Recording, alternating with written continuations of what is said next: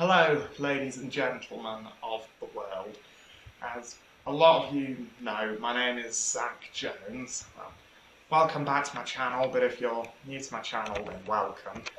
Today I'm doing another remastering of my previous PowerPoints, and for the second time, and also the only time, I'm doing the reptiles of the world. By that I mean like crocodiles, lizards, snakes, and even turtles, but of course I'm starting with Australia, because Australia is a country that's legendary for its wildlife, especially its reptiles, and particularly its venomous ones. And the first one I'm going to start with is probably, well, it is in fact the most venomous snake on Earth. It is the fierce snake, also known as the Inland Taipan, and this is the most venomous snake on Earth. Of course, it has venom far more toxic than a boomslang, a king cobra, a black mamba, a bushmaster or a boomslang, and of course it has enough venom in one bite to kill 100 people and its prey like rodents in seconds.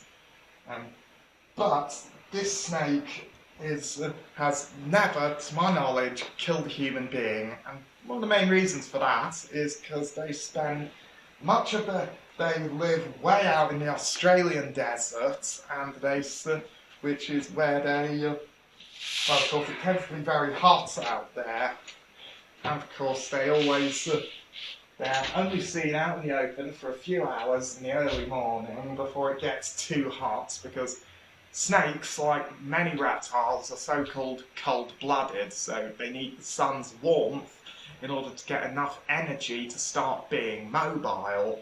And so what the snakes will do is, right before the sun comes up, they will lie out, usually on the road, which soaks up a lot of the sun's rays, to warm themselves up, and then they will be going off hunting, and of course their favourite food of all are rodents like rats. And of course, where they tend to live, the ground is usually peppered with rodent burrows, and what the fierce snake has to do is it has to bite them, inject enormous amounts of very, very toxic venom, and stop them moving in seconds. Of course, the venom is very complex, but the main constituent part is what's called neurotoxin. That is the toxin that affects the nervous system, the heart, the lungs, and the respiratory system. It's almost like the globes you see, where they have like a large electrical beam in the middle, and they send off beams of electricity to your hands as you touch them. That's basically the nervous system. It sends off the electrical signals to our muscles to move. And of course, if the nervous system is basically destroyed, it's game over.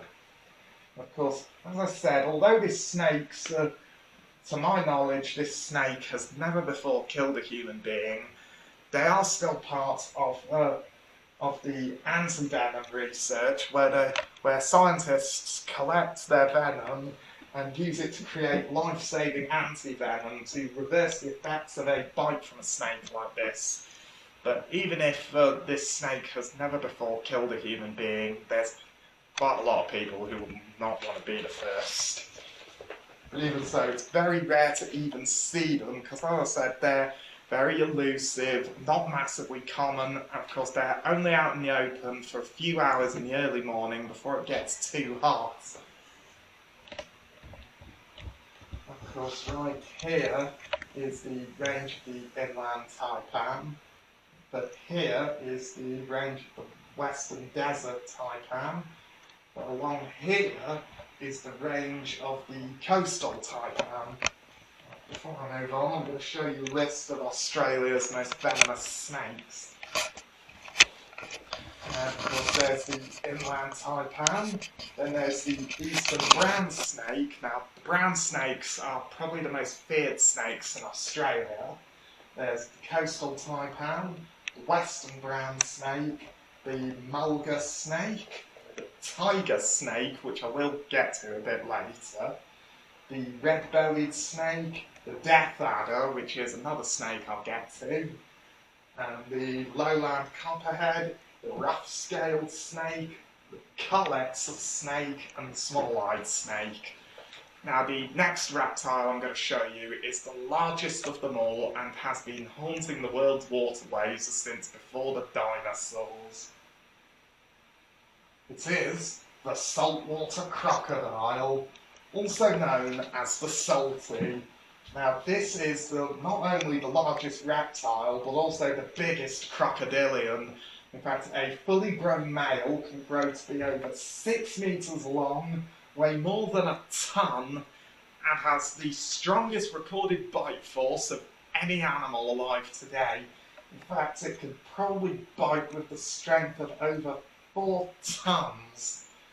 And of course they have, like all crocodiles, they have a very good sense of hearing, sight and smell, but running along the lips are special sense organs that, well, special senses that detect vibrations in the water, and that can be the wake of a fish, a large animal drinking at the waterside, or even a panicky, struggling animal. And as their name suggests, these crocodiles live in lakes, rivers, estuaries, and even the sea. And a lot of what they feed on are fish, small to large mammals like kangaroos, marsupial and wallabies, but they will also take deer and even things as big as water buffalo, and in the sea they will even hunt small sharks. Of course, this leaping behaviour here is actually down to because saltwater crocodiles have been observed of leaping out of the water like this to catch bats as they're roosting above them. But another thing about saltwater crocodiles is that these are one of the very few animals in the world that will deliberately, on occasion, hunt, kill and eat a human. And if they do attack humans, they very rarely leave survivors. Though, because in Australia's Northern Territories, the rivers are full of big crocs, but the local people have learned how to deal with that, so it's very rarely a problem.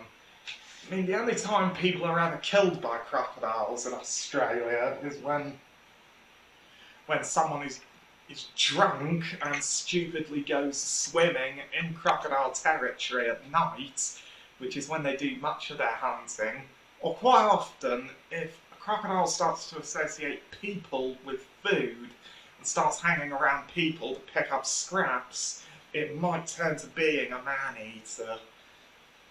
And of course, another thing about saltwater crocodiles, in fact, like all crocodilians, they have a reputation as being cold, hard dinosaurs or mindless killing machines. But actually, that is very, very unfair, especially because these are incredibly protective mothers. Like, they're willing to put their lives on the line to defend their eggs and their hatchlings. And especially in the breeding season, when saltwater crocodiles build their nests, it's usually a big mound of vegetation that almost looks like a great big compost heap. And of course, that's where they lay their eggs, and they will spend months guarding their offspring. And of course, incredibly, like all reptiles, the temperature that the nest is kept at determines what gender that the baby crocodile comes out of. It's quite bizarre, but then again, that's evolution for you at the end of the day. And of course, I've never seen saltwater crocodiles before. I mean, I would like to, but I preferably prefer to see one from the safety of a boat, because these are one of the very few animals in the world that do genuinely terrify me. And here is their range. Of course, in Australia, they're found in the Northern Territories, but they're also found in Papua New Guinea and around Southeast Asia, right into Sri Lanka and India. Now, the next reptile is another snake of Australia. It is the death adder. Now, the death adder is a very, very interesting snake.